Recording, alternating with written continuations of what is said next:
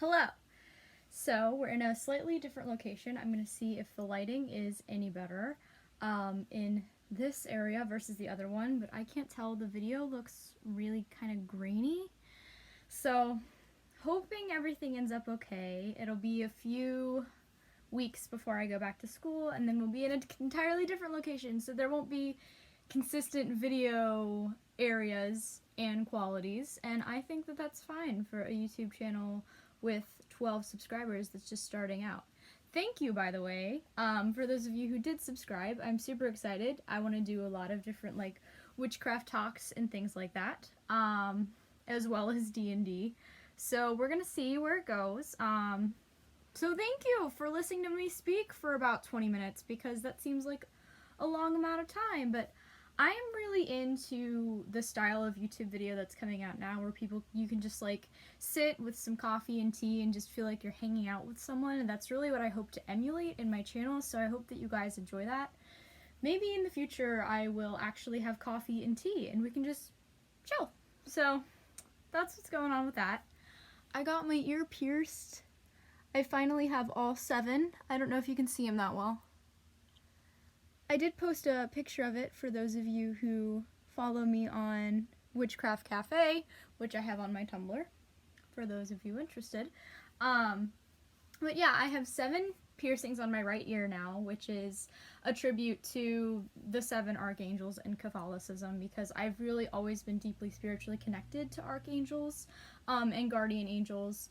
My guardian angels were the first things that I kind of like spoke to. I think I mentioned that in my last video in terms of my own witchcraft practice. I'm clairaudient. I've said this before. I can hear things and speak to things pretty easily. And I thought it was normal. So I decided over the period of time that I would use my ear piercings to kind of give a shout out to my boys up there. So that's what that is. So today, I wanted to talk about witchcraft, but specifically Christopaganism now, because I touched on it in the last video and didn't really get to fully get into what that means. So a lot of people think that it's a contradiction, that like, how can you be Christian and pagan at the same time? Like, how does that work together? No other gods before me and all that kind of stuff. And I get it. It is kind of an oxymoron. I will be the first to admit this. There are a lot of people that say, oh yes, everything fits together perfectly.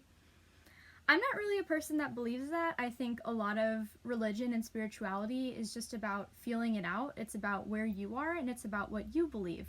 So you don't really need permission from someone else, or you don't need to prove yourself to anyone.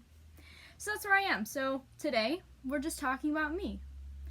And that's gonna be what it is. Hey world. I was just filming for about 15 minutes and everything got deleted. So I'm pretty pissed.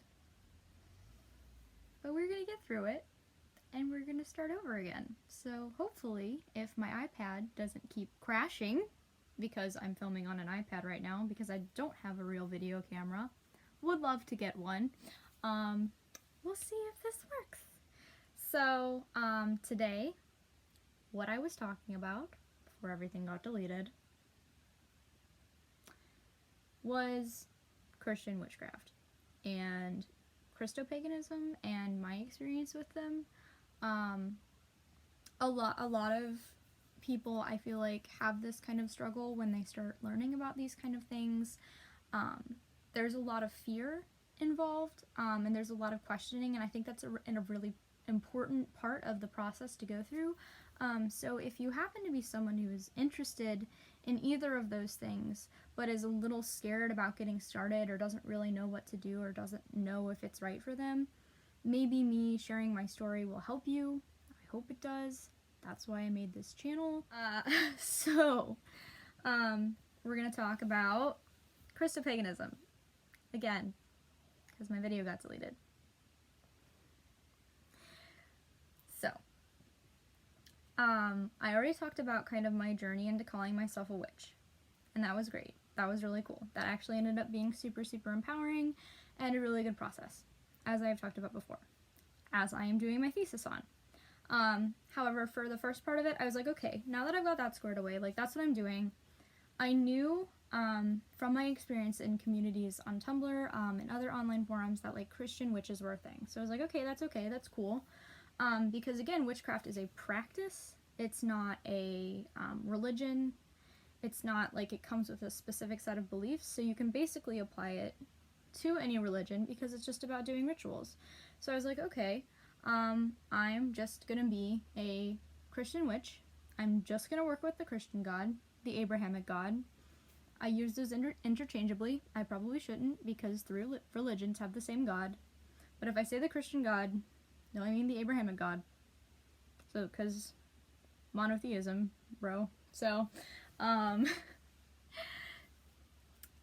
I was like, okay, I'm just gonna work with my deity because that's the one that I'm familiar with, you know, like, don't have any gods before me and all that stuff, that whole commandment. So I was like, okay, that's cool. Once I got over my big phase of, like, being mad at him and dealing with the blunt force of my trauma and my issues, I slowly, again, became reconnected to my old religion, and I started trying to find ways to figure out what I still believed and what I didn't. And that's still an ongoing process. But so I was like, okay, I will be a witch, but I will just work with the one God. And that will be fine. That will be cool. That will keep me in the clear. But that was not the plan. That went fine for a while. Everything was okay. We weren't totally on 100% good terms, again, but it was working okay. But then around February, I'm going to say the beginning of February, I was meditating one day, as I usually did at night in my dorm room at that time, and I felt a different kind of presence come to me. It wasn't like anything I had experienced before, because I've worked with angels. I know what angelic presences feel like. It didn't feel like an angel, but it looked like an angel. It actually looked like the very stereotypical image of, like, Cupid in a diaper, and I thought it was ridiculous, and I thought I was definitely hallucinating because, you know, it's February, so Valentine's Day is coming up. You're seeing hearts and all these images everywhere. I was like, clearly, of course, this is what's coming to me in my brain. But the presence, like, wouldn't leave. Like, it was super high energy and fluttering all around me, and I was like, okay, who are you, and what do you want? And he said, I'm Eros, I'm Cupid, and I'm here to tell you, I'm here to give you a message. And I was like, what? Excuse me? A Greek god is coming to me to tell me something?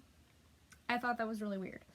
And I know sometimes a lot of spirits can, especially trickster spirits, say that there's someone else. So I was dubious. I was definitely really, really skeptical, but I thought I'd give him a shot. I was like, okay, what do you have to say to me?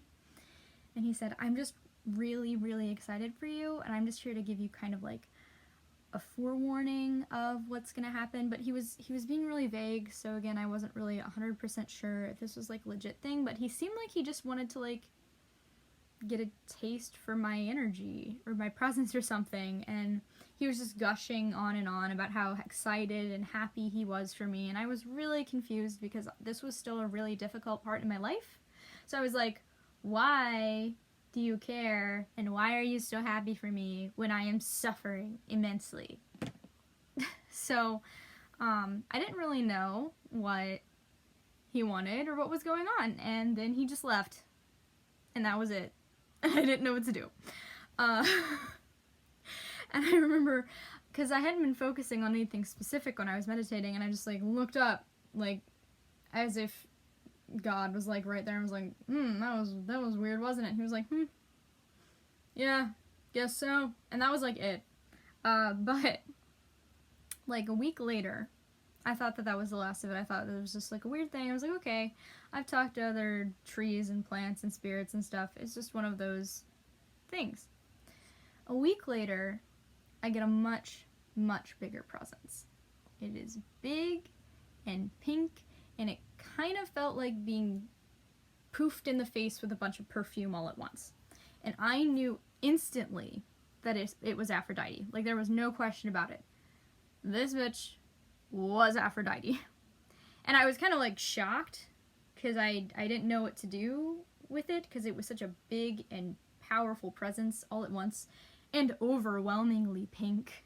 I was like, oh, hi. And she's like, hello, I'm Aphrodite. Although she totally didn't need to introduce herself at that point. I knew who she was. She said, I'm Aphrodite. I'm just here to tell you that I'm with you. I've always been with you, and I am one of your patron deities. And I was like, what? What?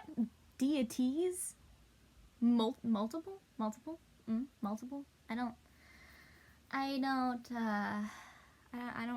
do that. That's so I was scared, right? I was like freaked out. I was like, I don't know if I want a part of this. Though I'd kind of had an inkling of an idea that it was coming because Cupid had visited me, and I knew that Cupid/Eros was Aphrodite's son. So I kind of had an idea that this was going to happen.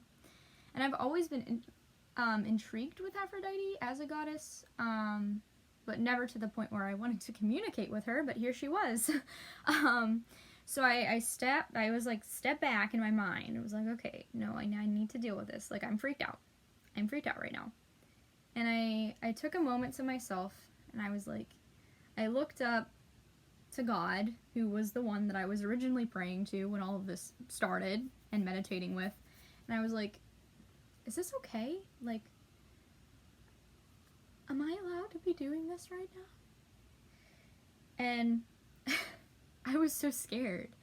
But I just remember this feeling of sudden calmness. Like this wave washed over my body. And I saw this sudden light, and I saw the face of basically the happiest grandpa on earth. Like smiling a big cheesy grin and looking down on me, and I knew it was like the face of God in my mind. And he said, we did it. We're on to something here. And I knew at that moment that whatever was happening was okay. I wasn't scared anymore. I wasn't worried about like, oh, what is so-and-so gonna think? What are the other Christians gonna say about this? Even though I'm already freaking calling myself a witch, so it's not like I'm really out here for their opinions.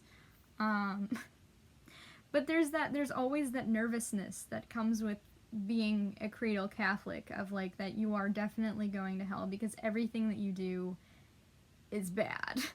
So I was definitely nervous, but in that moment I was calm, and I was like, yep, this is the right thing for me. And so I started working with her, and it ended up being exactly what I needed at the time, because like I've said, that period of my sophomore year was the worst time of my life, and I felt incredibly lonely and isolated, and I had to really hunker down and learn how to take care of myself for the first time. So what Aphrodite primarily taught me was self-love. Like, she told me to take time for myself and, like, indulge myself a little. Like, buy that nice bath bomb because I deserve it. Take a really long bath because I deserve it. The first time that I ever did things that would be considered pampering myself were directly because of her, because that's what she was asking me to do. And that's how I bonded with her. And it was actually exactly what I needed. I got over so much of my self-hatred and doubt and fear, and I became so much more confident and happy in who I was directly because of her. And I credit that to both her and the Christian Abrahamic God that I've been working with my whole life. Like, and it was so cool because it was like, I felt like he knew that I couldn't just work with a dude all the time. Because there's another part of me too. Everyone talks about like male and female energies, and like I don't think energy should be gendered, but I have a very gendered experience of reality. I'm gender fluid, so I flow between feeling masculine and feminine. So I have very gendered days and not very gendered days. So I need that feminine part sometimes, and I was so disconnected from that, and like Aphrodite gave me that. Like I never had like a a spiritual female presence because I didn't like Mary. I don't know why. I've never ever connected spiritually to Mary. My dad's really into her. I don't know why. She just doesn't, like, hasn't jived with me. It's a little different now than it has in the past, but definitely at that point in my life, I was like, absolutely no. I will not speak to Mary. I don't want anything to do with her. Do not put her in my presence. So I guess God was kind of like, well, okay, we gotta do something else. I was like, okay, Aphrodite, wanna help her out there. And so she became that mother for me, spiritually, in that time when I was so alone.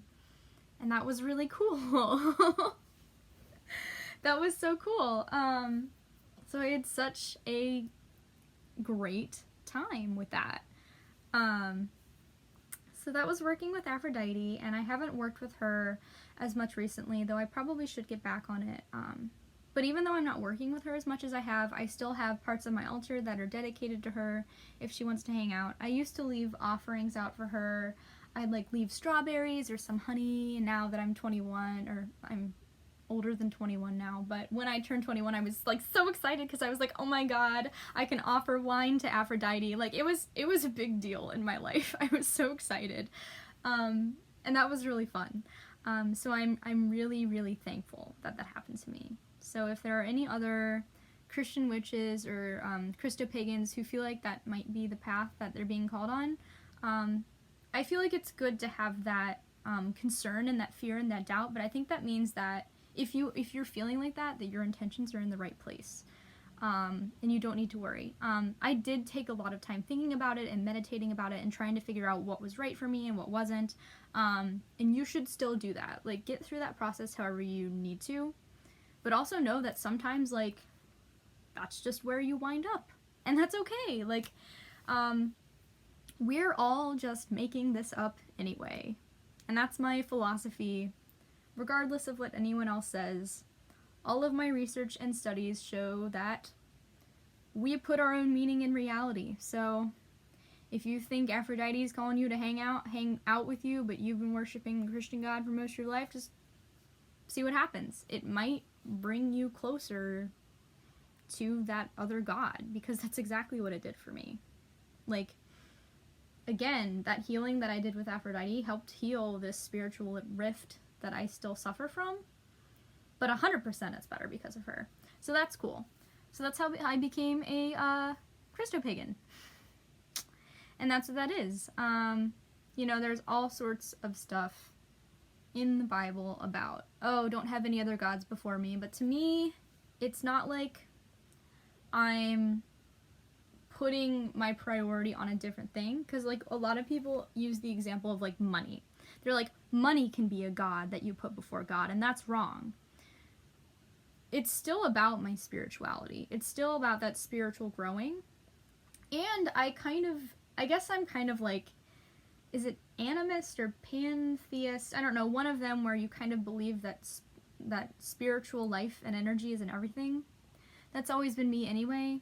So I kind of just view all of these spirits as, like, all thriving off of, like, the divine source, or like they all are imbued with some similar spirit that all kind of runs through the same thing, and I view that as part of God or divinity. So to me, there's not a much of a difference.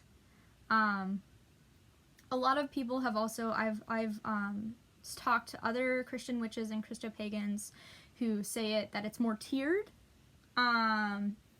That, like, it's because the Bible does acknowledge the existence of other gods, like, pretty frequently. It also talks about false gods, but it definitely mentions other gods, but it just says that they shouldn't be on top. So a lot of maybe people view it as tiered, where, like, as long as you have your god on top, and then the other ones, I don't really vibe with that model. To me, it's much more fluid and ambiguous, kind of like a cloud, but that's what that is. So now you know a little bit more about Christopaganism and my experience with it. So that's what that is. Don't know how to end videos still. Might make another one, so, but that's what it is. thank you for listening. I'll try to have a video out every week. I don't know how that's gonna go with school, just because I'm getting really busy. I want to try to film multiple videos a day so that if I ever get backed up, I can release them, and that way at least there's like something coming onto my channel.